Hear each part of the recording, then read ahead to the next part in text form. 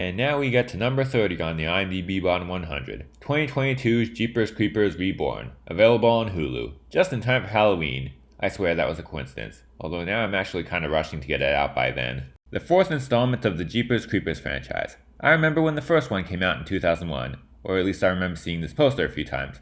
I was 6 years old at the time, or as the director would call it, halfway legal. Yeah, getting right into the dark stuff here. Yes, this franchise has a strong cult following, but there is a cloud hanging over their enjoyment of it, and it's the director Victor Salva who has done some bad stuff to the 12-year-old star of his debut film Clown House, and was found in possession of lewd images of other children. He served time in prison, although not as much as he probably should have, but still somehow managed to get work in Hollywood for some time, until he finally made the movie that he would be forever best known for. I'm going to say some positive things about some of these movies. Just know that this is not about him as a person. My distaste for what he did will probably be very evident throughout. But this franchise has its fans for a reason. Fans who like exactly one of these movies. Maybe two. But of course the one that's considered the worst is the last one. The one we're talking about. And that was unfortunately the only one not directed by Salva. Life's not fair. But it wasn't for Salva's lack of trying. Part 3 is one of those movies where you can't believe it actually gets worse from here. I was thinking there was a chance that this could be like my 3 Ninjas High Noon at Mega Mountain video where I said that 3 Ninjas Kick Back was worse. But no, Part 4 somehow managed to get below that low bar. But first, the first Jeepers Creepers. The only one of these I've seen before. A long time ago. But I was able to see it again on the AMC Network website. The censored TV version. Great. Whatever, on to the background information. Salva had a childhood passion for horror, claiming that he saw Jaws 55 times in the theater. That passion was reignited in 1999 with the release of 2 movies, The Blair Witch Project and The Sixth Sense. They convinced him that he wanted to make a monster movie, influenced by his favorite film, The Creature from the Black Lagoon. And they also convinced major studios that they wanted a horror film too. This may have been inspired by the case of Dennis Depew, which was featured on an episode of Unsolved Mysteries. Here's the case. 1990 in Coldwater, Michigan. Siblings Ray and Marie Thornton saw a van pass by. That part's not too important, but the same thing happens in the beginning of the movie. Anyway, they caught up to that parked van later on and witnessed Depew dumping a bloody sheet behind an abandoned schoolhouse. Depew then tailgated them for 2 miles and only stopped when they pulled off the highway. And they went back to see that it was indeed a sheet covered in the blood of Depew's wife, who he had murdered. A few days after that episode aired, he got into a shootout with police that ended with him turning the gun on himself. Despite the fact that the whole reenactment of them discovering the body is eerily similar to the opening sequence of the movie, Salva has not said whether or not he has taken inspiration from or even heard of this. But he does cite an allegedly true story that he was told where an elderly couple saw a man dumping stuff down a pipe and they went back to see what it was. He said he thought that those people were brave, but also that if it was a movie, he'd be on the edge of his seat. The screenplay was written in 1 month, despite the fact that Salva usually takes 6 months to write. While writing, he wanted the script's big moment to be the reveal that the creature wasn't actually human, and to do that, he rewrote scenes from the first half to make him more mysterious, despite the fact that several agents, managers, and other directors advised against that. He also wanted the creeper to kill mostly male characters because he was, quote, very tired of seeing women slaughtered and raped. So, he took the script to the producer of that Clown House movie, a Mr. Oh no, not Francis Ford Coppola. He said no, right? After what happened on the movie he worked on and therefore knew firsthand what could happen? Wrong. Anyway, Salva got offers from 4 different studios, but United Artists and Metro-Goldwyn-Mayer got the rights for $2.5 million. It was produced as part of a deal between United Artists and the German company VCL Films to co-finance movies from Coppola's American Zoetrope, each with a budget of $10 million. A deal that only produced 5 films. After auditions, Gina Phillips and Justin Long were on the short list for the main characters, and Coppola convinced the rest of American Zoetrope to cast them over more well-known actors. The role of the Creeper was written for Lance Henriksen, who was in Salva's The Nature of the Beast and Powder, but he had dropped out of the project. Jonathan Brack auditioned for the role to face his fear of horror movies. He was told to just give his own interpretation of the character, and he prepared by studying the behavior of many animals. He also shaved his head beforehand, and when they asked why, he simply said that he did not think the Creeper would have hair. He got the role. The dying man Justin Long finds in the Creeper's lair was not given any dialogue due to budgetary reasons, but during filming, the crew decided to give the actor a short line. It was filmed in Central Florida. Parts of it were filmed on streets near 3 public schools, which caused controversy due to Salva's criminal past. It was rumored that there were plans to have students from those schools serve as interns until those plans were canceled for obvious reasons, but an on-set publicist denies that. An abandoned high school in Reddick was the set for the police station. A meatpacking factory in Ocala that's since been torn down was used for the last scene, and due to budgetary issues, the crew's cafeteria was also used for filming. The two leads stayed away from Breck to avoid getting too familiar with him, so that their fear would be more convincing in their scenes together. The original ending was supposed to involve Justin Long's character driving his car into an oncoming train, sacrificing himself in a failed attempt to kill the creeper. But during filming, there was a last-minute budget cut of $1 million, and the whole scene had to be rewritten. As a result, the leads were allowed to improvise in the third act. The movie premiered both at the München Fantasy Film Fest in Germany and the Fantasia International Film Festival in Canada on July 28, 2001. It was released in America on August 31, 2001, and in Germany on January 3, 2002. So anyway, on to the actual movie. Well, as I said earlier, it starts out pretty much like that true crime case from earlier. Phillips and Long see somebody dump a body into a pipe and they decide to go back. In a decision that people have chalked up to people doing really stupid things in horror movies, but real people actually did it apparently. But where it differs is that Justin Long couldn't see what's in there, so he decides that it would be a great idea to actually get into the pipe and have his sister hold him to keep him from falling in. You know the part in scary movies where somebody does something really stupid and everybody hates them for it? This is it. So, big surprise, he falls in, and sees a lot of gruesome stuff. But don't worry, he gets out pretty early.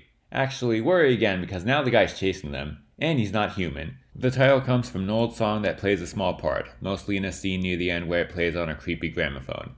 It's possibly to this movie what Tiptoe Through the Tulips was to Insidious. But no, they didn't play this creepy enough song during the ads like that one did. No, the advertising department knew what song would really set an eerie tone for this trailer.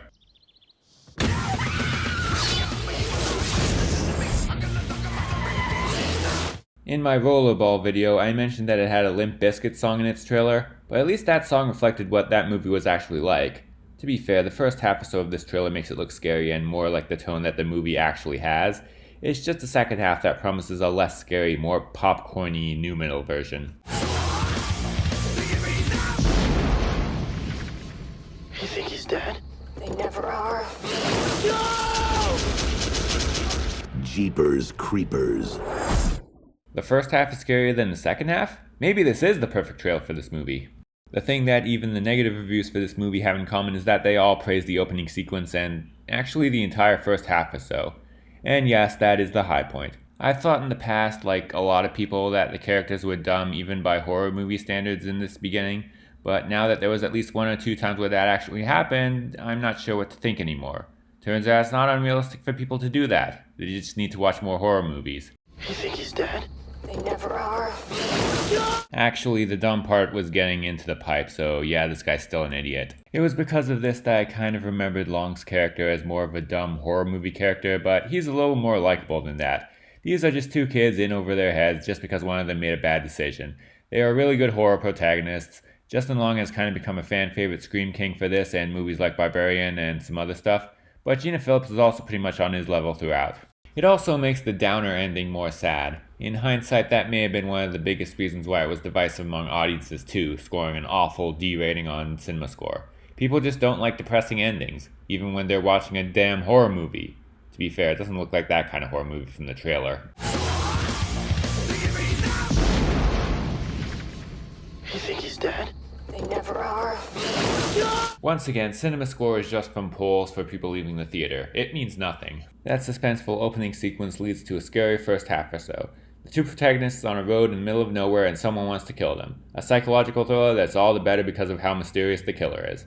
Although that also means it becomes a little less scary when the creature takes center stage. The popular rule with horror is that what we can't see is scarier. When the creeper can be seen easier, it kind of loses that psychological aspect. Now it's just a slasher with a new bad guy to kill some people. I mean, in the scene where he's finally revealed that he's not human, he does a backflip off of a car. However, this part is still very enjoyable. The creeper is a scary presence. And so is the bad guy in this movie. He is a good idea for a creature, and Jonathan Breck plays him well. And the directing also helps to make him scary. There is some CGI which is typically not great for horror movies, but it's used sparingly as him and his rampage is mostly created with practical effects. Separating the art from the artist, this is a good creature feature. The only reason I haven't given it a like on Letterboxd is just because of who made it. I'm not knocking anything off my rating because of that, but that doesn't mean I have to love it. Same reason some of you who follow me on Letterboxd may have seen that I gave Magazine Dreams a high rating, but didn't bother with the heart because the person who made it great was Jonathan Majors. Anyway, this is a good movie, but I'm not promoting it. In fact, don't watch it.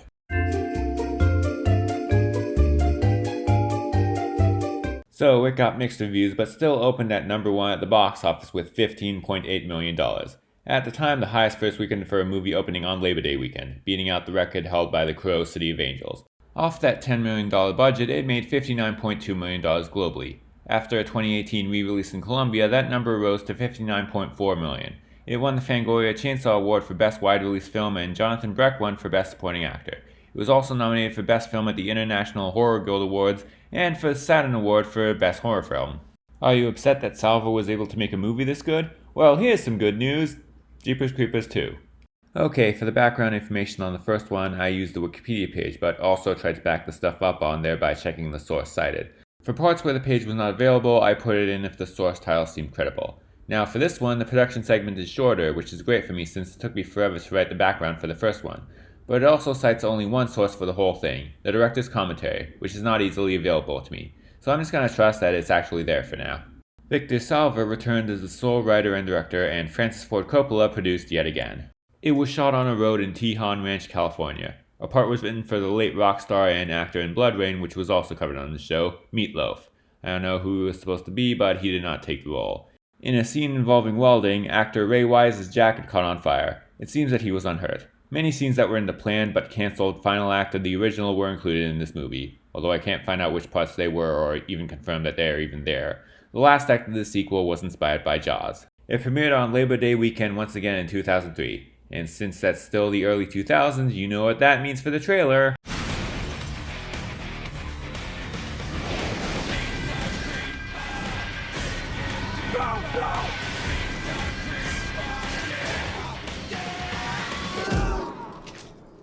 It isn't dead. Looks dead to me. Jeepers Creepers 2. Now anyway, in true sequel fashion, it goes bigger. This time it's a full bus of teenagers in the middle of nowhere. The creeper slashes the tires with some weird throwing star that may be made of human parts or something. All the adults were taken out pretty quickly, so now it's a bunch of teens trapped on the bus with the creeper right outside. Also, there's some farmer played by Ray Wise who wants revenge on the creeper for snatching his son. And to give this movie credit, that is a scary setup. There's nowhere to go, they're all just trapped on the bus, and the directing succeeds in making us feel like we're trapped with them all. And the creeper is still as scary as he was in the original. Now that he's been given the full movie to be on camera in all his glory, there's no feeling that he was more mysterious earlier. But, you know, not only watching this movie, but every movie after it, made me realize just how much Jeepers Creepers was improved by Gina Phillips and Justin Long. They never got another particularly good actor since, and all of these characters are flat and kinda hard to tell apart. Of course, the dialogue doesn't do them any favors. Here's a scene where one of the characters has a psychic vision dream thing that's warning her about the creeper.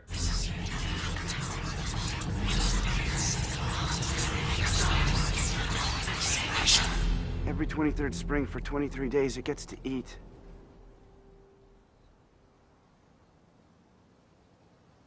Eat what? Eat what? How does it feel talking with Justin Long's character from Jeepers Creepers and still looking like the dumb one? And if you think Long's answer isn't going to be equally hilarious, Eat us. and in the long run, though it had potential to be scary and was still scary for some time, it's just that bad writing and acting that lets it down. To be fair, the characters aren't as dumb. Honestly, the dumbest thing anybody did in this one was... Eat what? Although, the movie doesn't have the Jeepers Creepers song in it, so why is it even called that anymore? That'd be like if the Indiana Jones franchise never thought to call itself Indiana Jones and the second one was instead called Raiders of the Lost Ark 2, the one where nobody raids the Lost Ark. This movie is bad, but it's bad in the way that a lot of slasher sequels are. I think things have kind of gotten better for the horror sequel lately, but most of the sequels to, let's say, A Nightmare on Elm Street are kind of the same deal. The kill is still good, but it's just a big step down from the original. But then again, I only saw the AMC censored version and never the official one, so maybe it would have been better if they said the F word just a couple more times. But back to being serious. Also like the average slasher sequel, it's still entertaining. It's just a perfectly made horror sequel that you can watch with friends or whatever. And this movie does admittedly have a pretty cool final scene, setting up a potentially awesome sequel. The Rotten Tomatoes page praises it for being competently made, almost as if they knew what was coming after. Yeah, that may seem backhanded, but just wait 15 or 20 years. This movie has something that no other Jeepers Creepers sequel has: competence. People were saying it was bad before, and it is, but in that context, it's practically a masterpiece. Trust me, people hated this a lot more before the others came out. Anyway, this is not a good movie and not a great follow-up to the original. But it is the only watchable sequel, so that counts for something.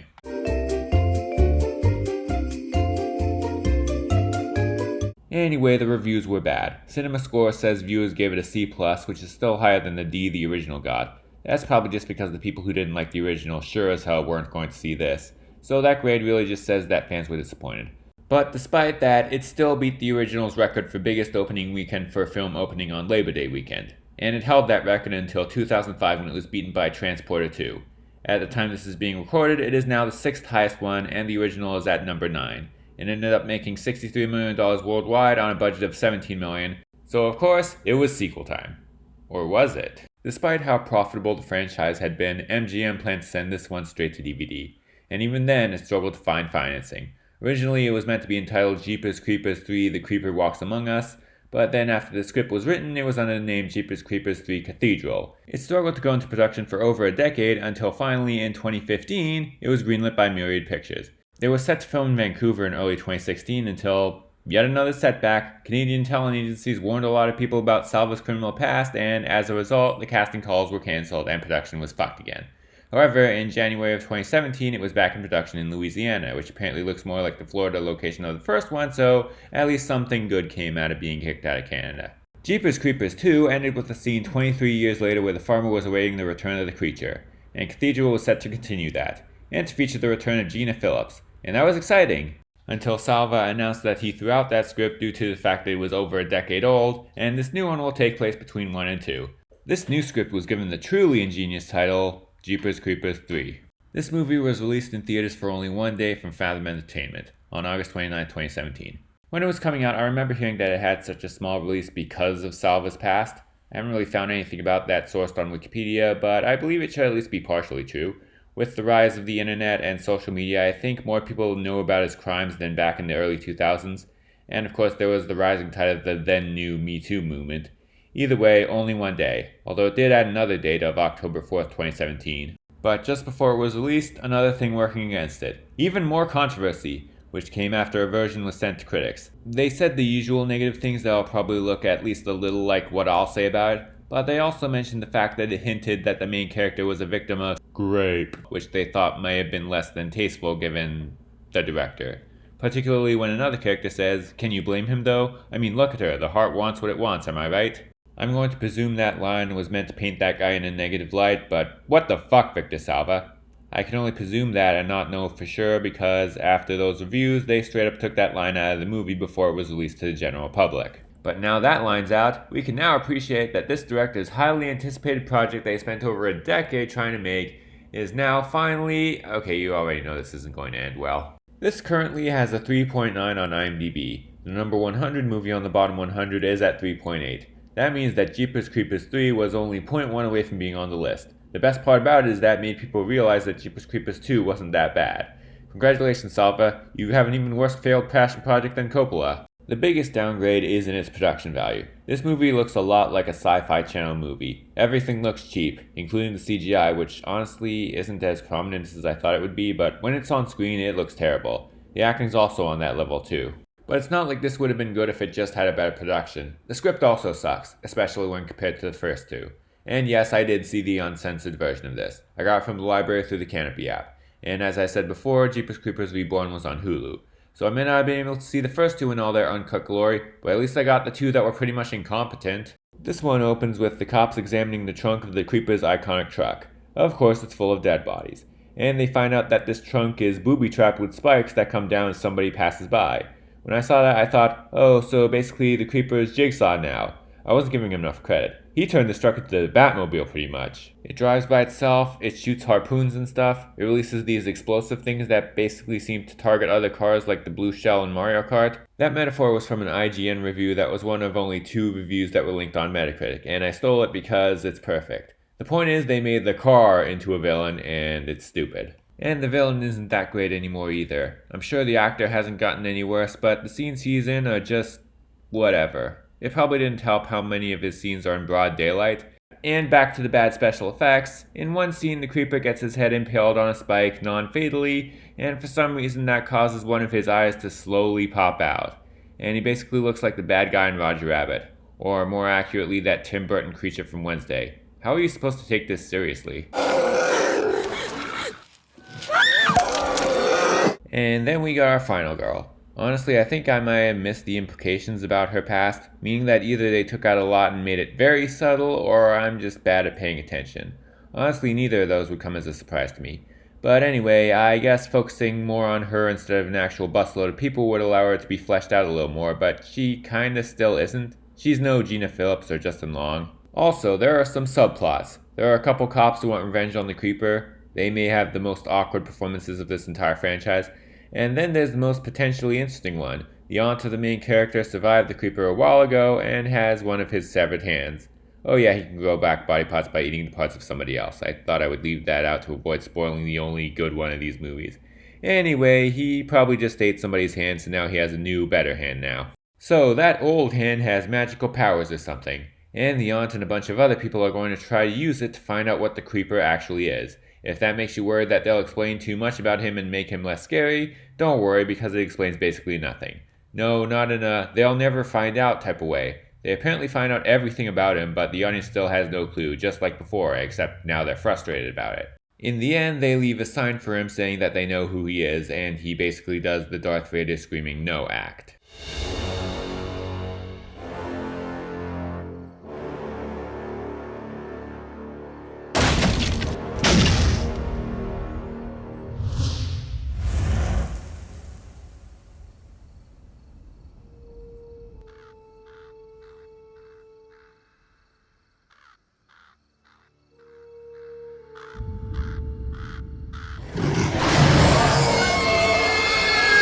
And that's all, and he basically forgets all about it to go on to the plot of the second one.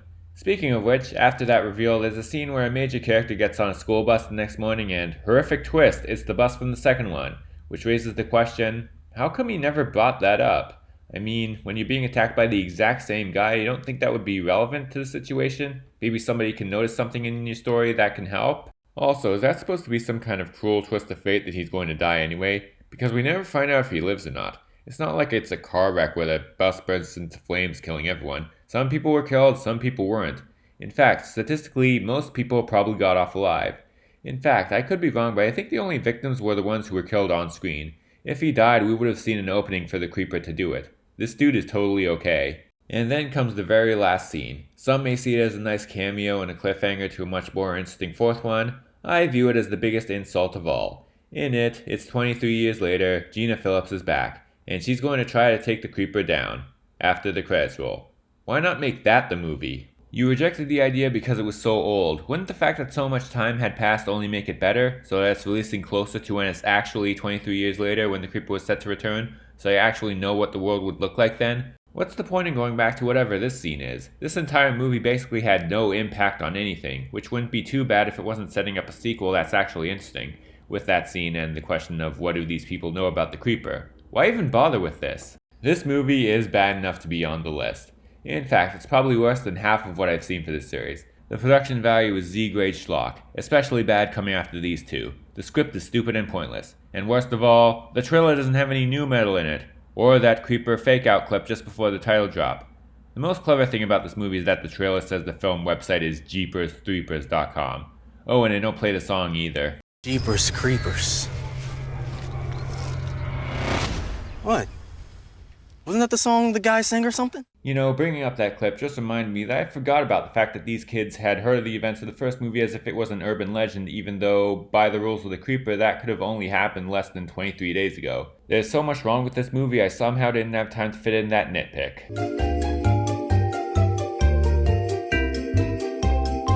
So, in that short release window, it made $4 million off a budget of $6 million. And of course, people hated it. First, Victor Salvo was a convicted PDF file, who still made good horror movies. Now he's just a convicted PDF file.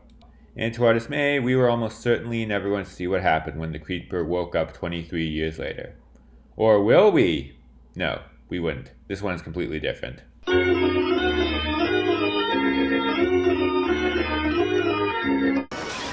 I'm the Creeper, Scooby-Doo's spooky nemesis. Are you just looking for a good monster-free walk? Well, have I got something for you. It's the Juvenile Diabetes Research Foundation's Walk to Cure Diabetes. You'll have fun while helping to find a cure. So parents call 1-888-533-WALK or visit jdrf.org for more information. And relax, I won't be there. Jeez. Cartoon Network encourages kids to get active, get inspired, and get animated.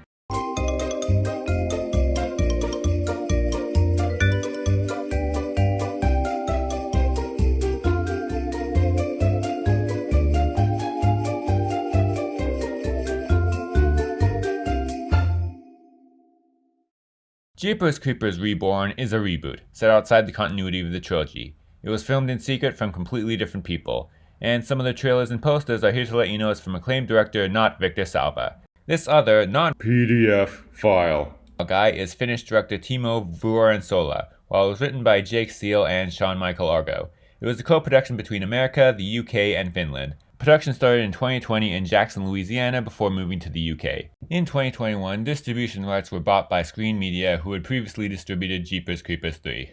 But just because Salva wasn't involved doesn't mean there wasn't trouble for them.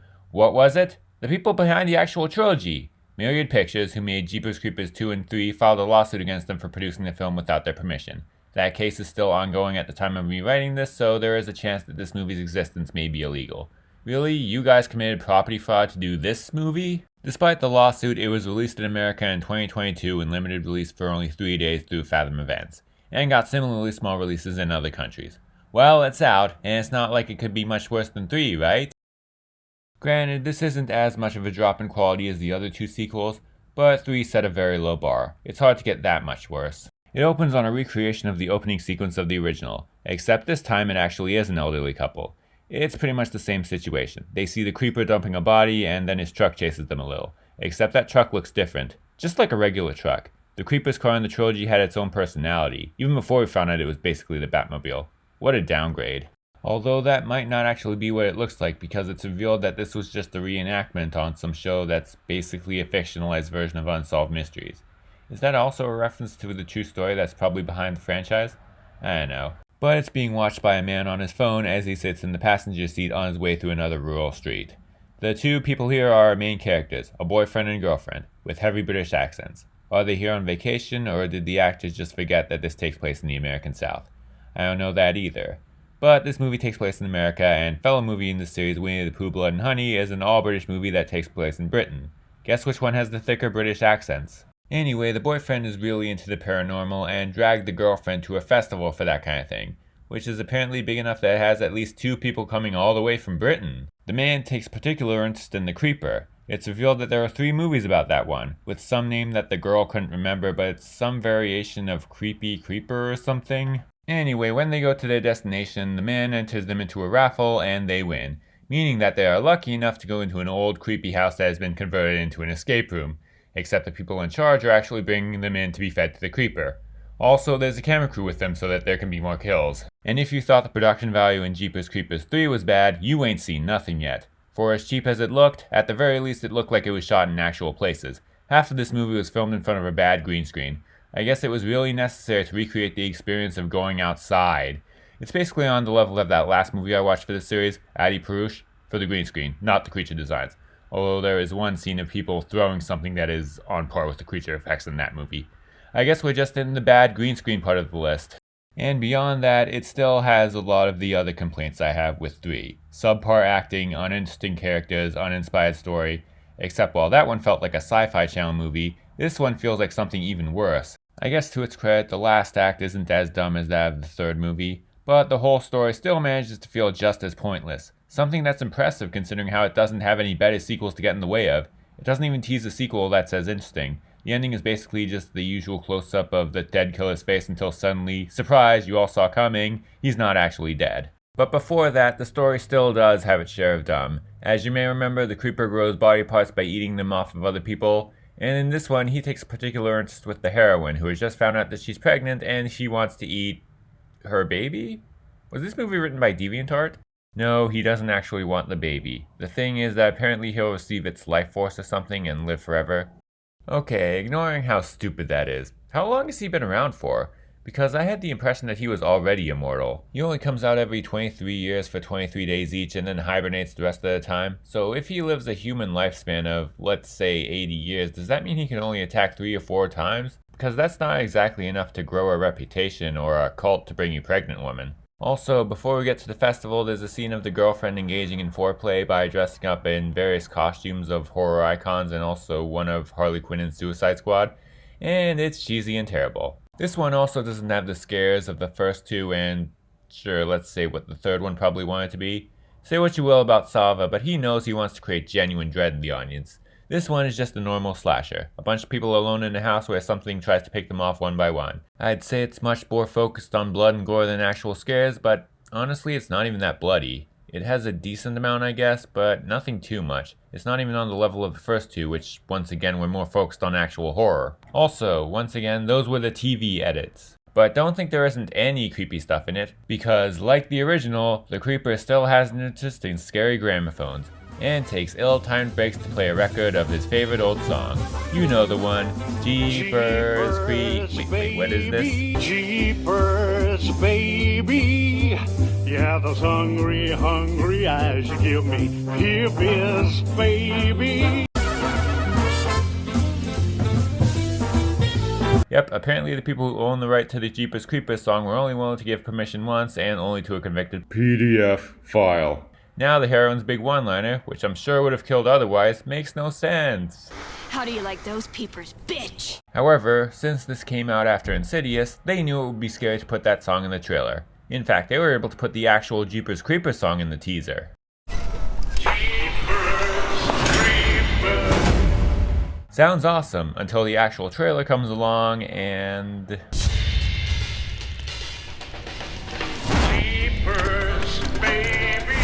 What the hell is that? Hey, you know what song would have really worked for these trailers?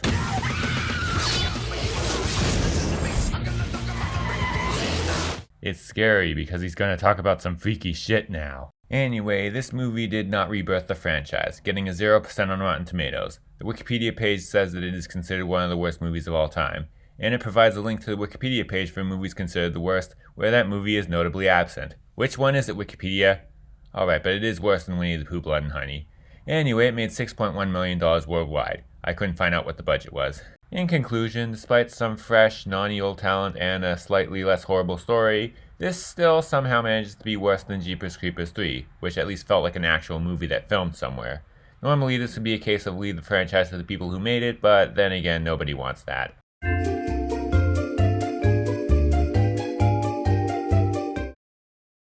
Let's go number 30.